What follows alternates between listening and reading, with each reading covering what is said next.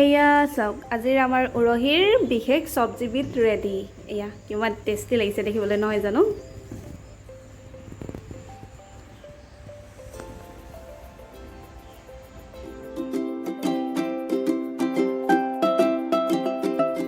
উৰহীৰ এই বিশেষ চব্জিবিধ বনাবৰ বাবে আমাক লাগিব এয়া উৰহী। এইখিনি মই ভালদৰে ধুই লৈছোঁ, কিন্তু এতিয়াও এই চুচখিনি এৰুৱা নাই, সেইখিনি এৰুৱাই ল'ব লাগিব আপোনালোকে। তাৰপাছত লাগিব পিঁয়াজ এটা, আদা নহৰু আৰু কেঁচা জলকীয়া। এইখিনি মই হিং লৈ লৈছোঁ, হিং আপোনাৰ এচিকুটে লাগিব। ইয়াত মই লৈছোঁ হালধি, ইয়াত লৈছোঁ গোটা জিৰা, ইয়াত লৈছোঁ মই এইখিনি ধনিয়া পাউডাৰ, ইয়াত লৈছোঁ মই নিমখ আপোনালোকে আন্দাজ অনুসৰি ব্যৱহাৰ কৰিব। আদা নহৰু আৰু পিঁয়াজখিনি মই পেষ্ট এটা বনাই ল'ম। এয়া উৰহীখিনি মই এইদৰে কাটি ল'লোঁ। এইদৰে উৰহীখিনি মই ডাঙৰ ডাঙৰকৈ কাটি লৈছোঁ। এয়া মই জলকীয়াখিনি এইদৰে সৰু সৰু কৰি লৈছোঁ, আৰু এইখিনি মই আদা নহৰু আৰু পিঁয়াজৰ পেষ্ট এটা বনাই ল'লোঁ। তো এতিয়া বলক নেক্সট ষ্টেপটো আৰম্ভ কৰোঁ। কেৰাহী এখন পাতি দিছোঁ আৰু এখন গৰম হ'বলৈ দিছোঁ। আমাৰ কেৰাহী গৰম হৈ গ'ল। এতিয়া মই ইয়াত দি দিছোঁ মিঠাতেল, আৰু মই মিঠাতেলখিনি এতিয়া গৰম হ'বলৈ দিম।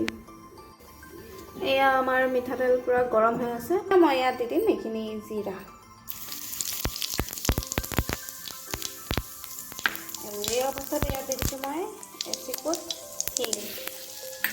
আৰু আমাৰ জিৰাখিনি সিজি গ'ল নহয়, এতিয়া ইয়াত দি দিম আদা নহৰু আৰু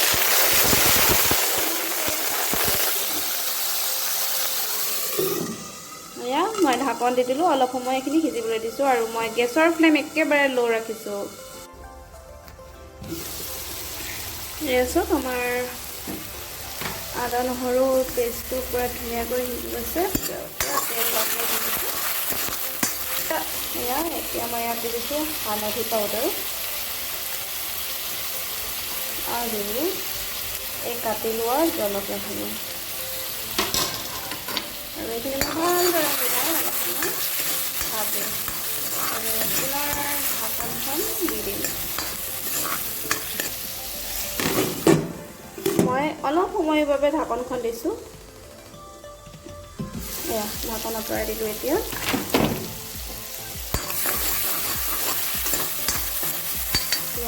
ইয়াত মই দি দিম আমাৰ উৰহীখিনি,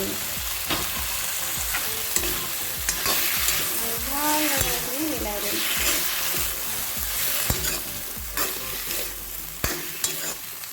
এইখিনি দি দিয়াৰ পাছত ইয়াত মই দি দিম নিমখখিনি।